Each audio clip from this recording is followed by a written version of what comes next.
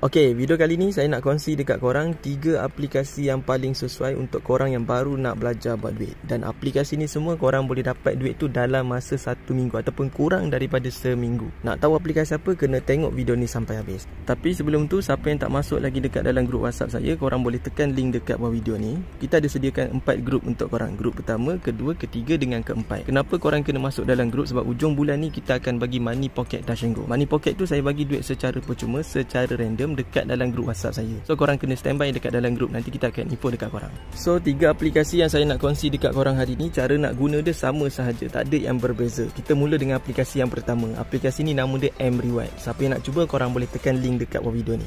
So dekat dalam aplikasi M-Reward ni, total semua duit yang kita dah claim dari tahun 2022. Kali pertama saya main tahun 2022, total semua RM1,700 yang kita dah dapat sampai sekarang. Okay, sampai sekarang masih lagi membayar. Cara nak guna aplikasi ni, korang kena main game, korang kena jawab survey, korang kena download apps, korang kena tengok video iklan ataupun invite orang untuk dapatkan coin. So bila coin korang dah cukup, korang boleh claim dengan reload pin Touch 'n Go. Bukan reload pin, silap. Korang boleh tebus dengan duit Touch 'n Go. Korang klik dekat bahagian reward. Lepas tu korang try tebus 50 sen. Kalau korang claim 50 sen tu masuk dekat dalam TNG korang, korang bagi tahu saya. Okey, kalau dah dapat duit tu, baru korang kumpul duit yang lain pula untuk claim RM2, 10 dengan 25. So untuk minimum yang korang boleh claim dekat dalam aplikasi ni 50 sen. 50 sen ni kalau korang nak dapat tak sampai 24 jam. Korang main dalam 3 jam ataupun 4 jam. Rasanya kurang daripada 3 jam rasanya. Korang main kejap je, lepas tu korang try claim 50 sen. Kalau dapat, bagi tahu saya, hantar feedback dekat saya.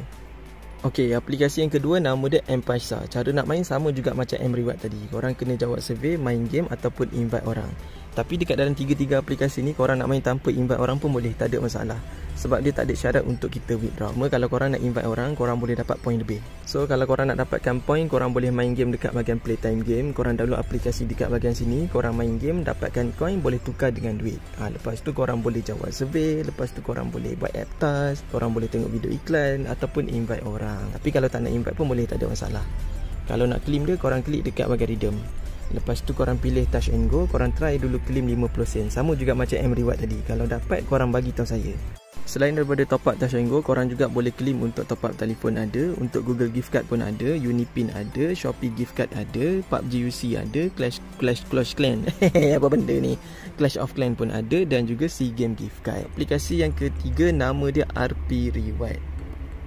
Okey, yang ketiga nama dia RP Reward. Yang ini aplikasi terbaru, baru keluar tahun ni guys. Saya dah claim dekat dalam aplikasi ni 170 ke 350, saya tak ingat guys. Tapi yang ini aplikasi terbaru. Saya rasa tak perlu nak jelaskan dekat korang, sebab cara nak guna 3 apps ni sama je, tak ada yang beza. Aplikasi yang pertama aplikasi M-Reward, aplikasi yang kedua M-Paisa, aplikasi yang ketiga aplikasi RP Reward. Reward ni pun dia punya reward dia minimum kalau nak tebus Touch 'n Go 50 sen. Lepas tu kalau korang nak claim top up telefon pun ada juga. Ada macam-macam jenis top up yang korang boleh claim.